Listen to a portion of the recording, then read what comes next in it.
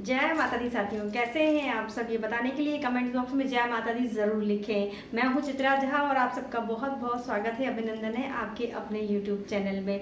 तो साथियों, आज की वीडियो में हम बात करने वाले हैं नवरात्रे में माता रानी को जो हम खोइचा देते हैं, जब उनकी विदाई करते हैं तो उनकी जब गोद भराई की जाती है या कुछ लोग उसको ओटी भी बोलते हैं, तो वो कैसे की जाती है और उसमें क्या सामग्री दी जाती है खोइचा जब हम देते हैं तो, और वो कब दिया जाता है, यही सारी बातें मैं आज की वीडियो में आपके साथ में शेयर करने वाली हूँ। तो बस वीडियो में बनी रहिएगा अंत तक मेरे साथ, और अगर वीडियो पसंद आए तो प्लीज़ वीडियो को लाइक कीजिएगा और चैनल को सब्सक्राइब जरूर कर लीजिएगा। तो चलिए फिर वीडियो को स्टार्ट कर लेते हैं। तो साथियों, सबसे पहले हम जान लेते हैं कि हमें गोद भराई कब करनी चाहिए। तो अष्टमी के दिन रात्रि में गोद भराई की जाती है, मतलब खोइचा जो दिया जाता है अष्टमी के दिन हमको देना चाहिए।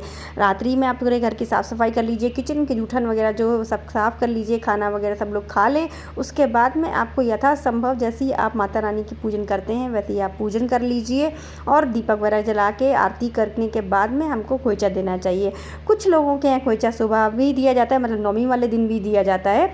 तो अगर आपके यहाँ ऐसा होता है तो आप ऐसा कर लीजिए, जब अष्टमी नौमी साथ में पड़ती है तब हमको सुबह में खोइचा देना चाहिए। सूर्योदय होने से पहले फिर खोइचा दिया जाता है नौमी वाले दिन, वैसे अष्टमी के दिन दिया जाता है। अब हम समझ लेते हैं सामग्री क्या चाहिए होती है। सबसे पहले हमको चावलों की मतलब अक्षत की आवश्यकता होगी। उसके बाद में हल्दी पाउडर आपके सबके घर में मिलता है, या तो आप चावल को रंग लीजिए और नहीं तो इस तरह से हल्दी पाउडर ले लीजिए। और हल्दी के कुछ टुकड़े लेने होते हैं, 5 या 7 की संख्या में हमें लेना चाहिए। आपको मैंने दिखा लिया, कुछ लोग 1-2 भी रख लेते हैं, लेकिन इस तरह से विषम संख्या में हमको रखना चाहिए। और उसके बाद में हमको आवश्यकता होगी एक लाल कपड़े की। मैं आपको चुनरी दिखा रही हूँ, इस तरह से आप चुनरी भी ले सकते हैं, या फिर आप ब्लाउज पीस वगैरह आपके पास रखा हो या लाल कपड़ा आपके पास हो तो आप लाल पीला कपड़ा भी ले सकते हैं। हमारे यहाँ तो माता रानी को साड़ी चढ़ाई जाती है अष्टमी के दिन, तो हम उसी में ही खोइचा भरते हैं। अगर आपके यहाँ ऐसा होता है तो आप ऐसा कर लीजिए, नहीं तो फिर आप लाल कपड़ा इस तरह से ले सकते हैं। मैं चुनरी में फ़िलहाल आपको रख के दिखा रही हूँ।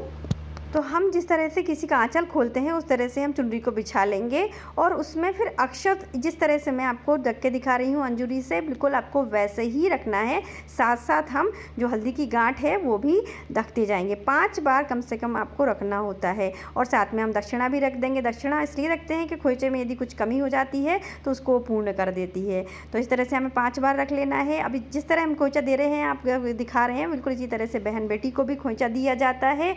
और हमको चावल पूरे एक साथ पूरे नहीं रखने हैं, ये ध्यान रखना है कि हमको पूरा थाली पलटनी नहीं है, ये चीज़ का ध्यान रखिएगा। और इसी के साथ में हम जो सुहाग की सामग्री यथा समर्थ दे सकते हैं वो भी हमें ज़रूर रख देना चाहिए। सिंदूर, बिंदी, चूड़ी, आलता जो आप देना चाहें वो दे सकते हैं। हमारे यहाँ पर 5 गोला सुपारी जो होती है वो, और 5 लौंग और 5 इलायची भी माता रानी को पान के साथ में दी जाती है। फिलहाल मेरे पास पान नहीं है इसलिए मैंने आपको नहीं दिखाया।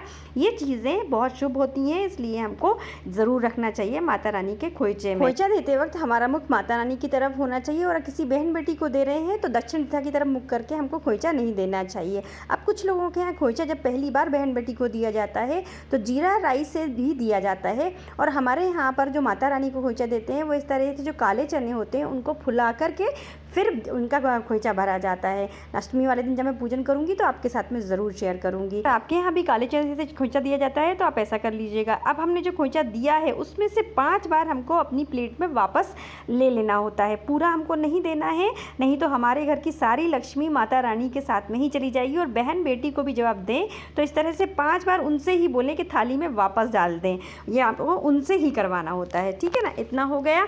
अब जो ये सामान हमने माता रानी को दिया है खोइचे में, इसको हमें इस तरह से लपेट कर माता रानी के पास रख देना चाहिए, या किसी बहन बेटी को भी दे रहे हैं तो इस तरह लपेट के देना चाहिए, गठान नहीं लगानी चाहिए, ठीक है ना। अब मैं आपको ये और बता देती हूँ कि माता रानी को हमने जो सामान दिया है खोइचे में, इसका आगे हमको क्या करना होता है। तो जो सुहाग का सामान होता है वो हम खुद ही यूज़ कर सकते हैं या किसी को दान में भी दे सकते हैं।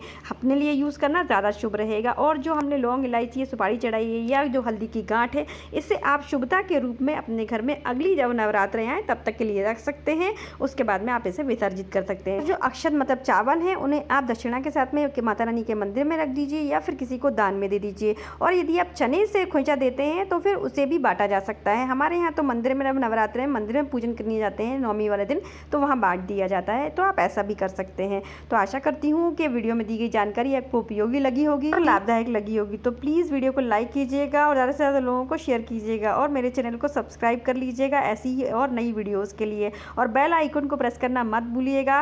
मिलते हैं फिर अच्छी सी वीडियो के साथ, तब तक के लिए अपना और अपनों का ख्याल रखिए। सादर जय श्री कृष्णा, जय माता दी।